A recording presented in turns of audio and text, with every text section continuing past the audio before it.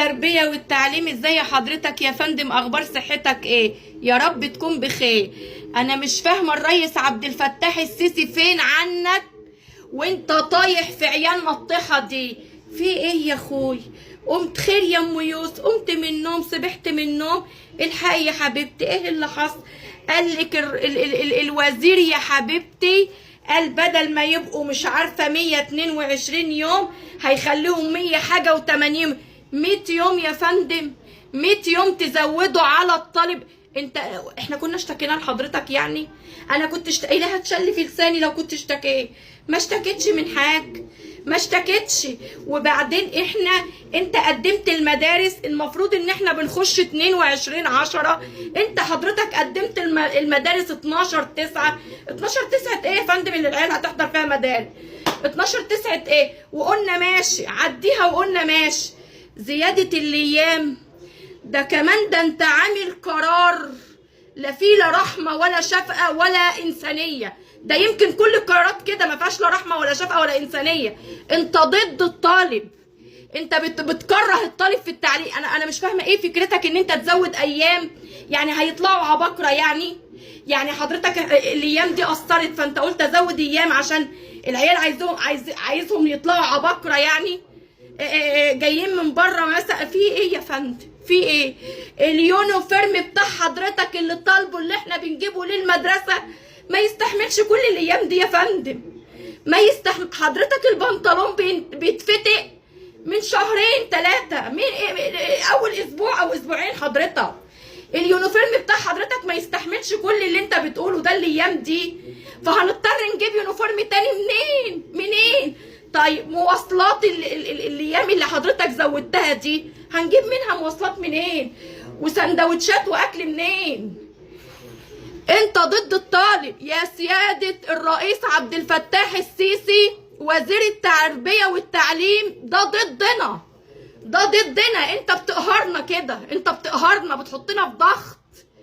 انت ايه القرار؟ انت يعني انا عايز افهم حاجة. هو حضرتك بتروح تنام تصبح تاني يوم تقولي القرار؟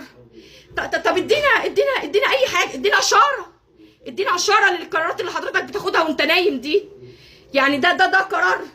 نفسي تنزل حضرتك تتمشى في الشوارع واحنا بنودي عيالنا وبنجيب عيالنا من المدارس وتشوف احنا بنحس بايه وبنشوف ايه. والسندوتشات والمصاريف، وده زياده الايام يعني زياده مصاريف، يعني الغلبان يطفح الدم ما يعلمش عياله. انت انا مش فاهمه هو القرار ده برضو ليه؟ وفي قرار ما فيهوش لا شفقه ولا رحمه. ايه هو؟ انت ازاي واحده ما معهاش راجل مطلقه او ارمله تدفع زيها زي اللي معاها راجل؟ القرار ده اتاخد بناء عن ايه؟ يعني اللي بتربي في يتامى تدفع برضو مصاريف؟ يعني لما اروح اقدم لعيله داخله ثانوي ادفع لها 2400 حاجه و30، ده غير تبرعات للمدرسه اخش لي في 3000 وي عشان ادخلها ثانوي خدمات. طب والعيله اللي داخله زراعه برضه اروح اشوف المصاريف النهارده الاقي 2000 وحاجه، ده غير تبرعات للمدرسه وقصه وموال. ازاي المصاريف كانت 300 وحاجه؟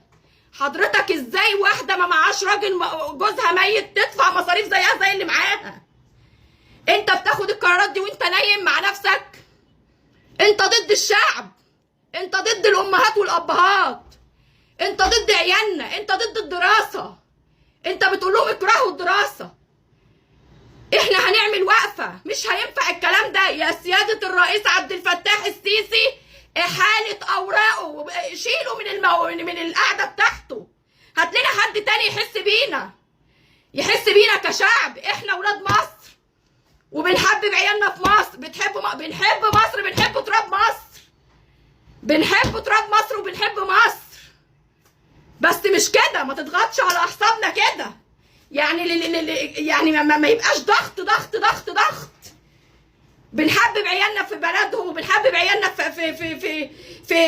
في عيشتنا وحياتنا. ما تبقاش تقعد تضغط علينا لما تكتب على نفسنا كده. انت قراراتك دي بتاخدها بناء عن ايه؟ انت لو ما كنتش صالح للشعب وصالح للاطفال تبقى انت قعدتك هنا بتعمل ايه؟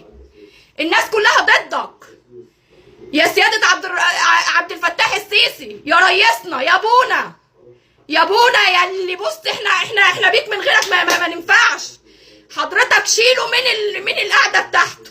هات لنا حد يكون عنده شفقه ورحمه لينا وعلى عيالنا.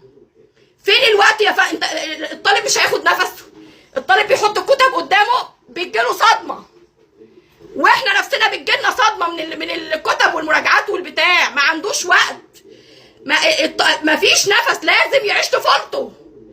هو ده مش طفل ولازم يعيش طفولته؟ انت مش مديله نفس.